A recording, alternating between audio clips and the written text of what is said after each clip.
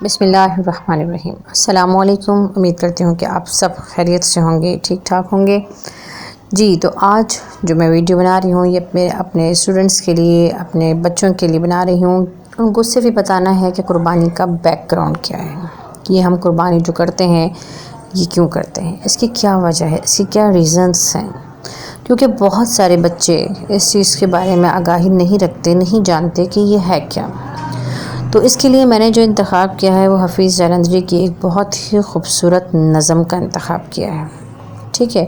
اور میرے خیال سے وہ نظم کافی ہوگی کہ آپ کو سمجھانے کے لیے کہ قربانی کیا چیز ہے۔ تو میں امید کرتی ہوں کہ آپ کو ضرور پسند آئے گی، تو میں اس کو شروع کرتی ہوں، آپ اس کو سنیے گا اور بعد میں اپنے کمنٹس کے ذریعے مجھے ضرور آگاہ کیجیے گا کہ وہ آپ کو نظم کیسی لگی، ٹھیک ہے۔ اور آئیے ہم اپنی نظم کا اسٹارٹ کرتے ہیں۔ اگر میرا چینل پسند آئے تو اس کو سبسکرائب کر دیجیے گا۔ پدر بولا کہ بیٹا آج میں نے خواب دیکھا ہے، پدر بولا کہ بیٹا آج میں نے خواب دیکھا ہے، کتاب زندگی کا ایک نرالا باب دیکھا ہے۔ یہ دیکھا ہے کہ میں خود آپ تجھ کو ذبح کرتا ہوں، خدا کے حکم سے تیرے لہو میں ہاتھ بھرتا ہوں۔ سعادت مند بیٹا جھک گیا فرمانے باری پر، زمین و آسماں حیراں تھے اس طاعت گزاری پر۔ رضا جوئی کی یہ صورت نظر آئی نہ تھی اب تک، یہ جرت پیشتر انسان نے دکھلائی نہ تھی اب تک۔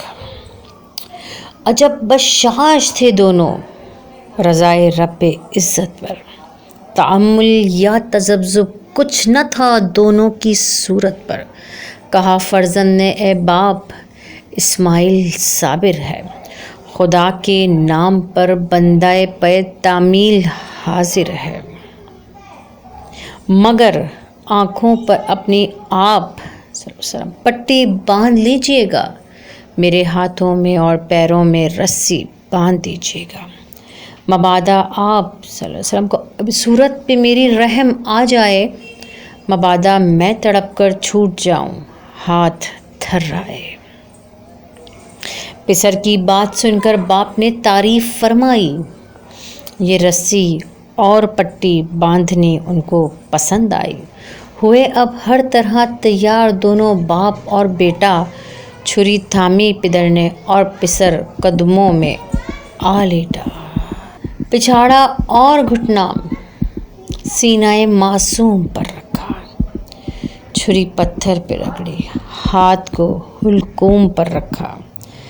زمیں سہمی پڑی تھی آسماں ساکن تھا بے چارہ، نہ اس سے بیشتر دیکھا تھا یہ حیرت کا نظارہ۔ پدر تھا مطمئن بیٹے کے چہرے پر بحالی تھی، چھری حلقوم اسماعیل پر چلنے ہی والی تھی، مشیت کا مگر دریائے رحمت جوش میں آیا کہ اسماعیل کا ایک رونگٹا کٹنے نہیں پایا، کہ اسماعیل کا ایک رونگٹا کٹنے نہیں پایا۔ ہوئے جبرائیل نازل اور تھاما ہاتھ حضرت کا، کہا بس امتحان مقصود تھا اظہار و جرت کا، خطاب اس دن سے اسماعیل نے پایا ذبیح اللہ، خدا نے آپ ان کے حق میں فرمایا ذبیح اللہ۔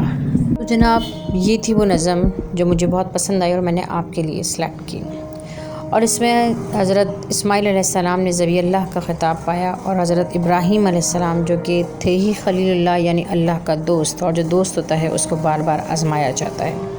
حضرت ابراہیم علیہ السلام پر جو بھی آزمائشیں آئیں، اللہ تعالیٰ نے جو بھی آزمائش میں ڈالا، حضرت ابراہیم علیہ السلام اس پر پورے اترے اور تبھی خلیل اللہ کے خطاب سے نوازے گئے۔ خلیل اللہ کا مطلب ہوتا ہے اللہ کا دوست۔ اللہ تعالیٰ سے ہماری دعا ہے کہ اللہ تعالیٰ ہمیں بھی اپنے پسندیدہ اور پیارے بندوں میں شامل فرمائے، آمین ثم آمین۔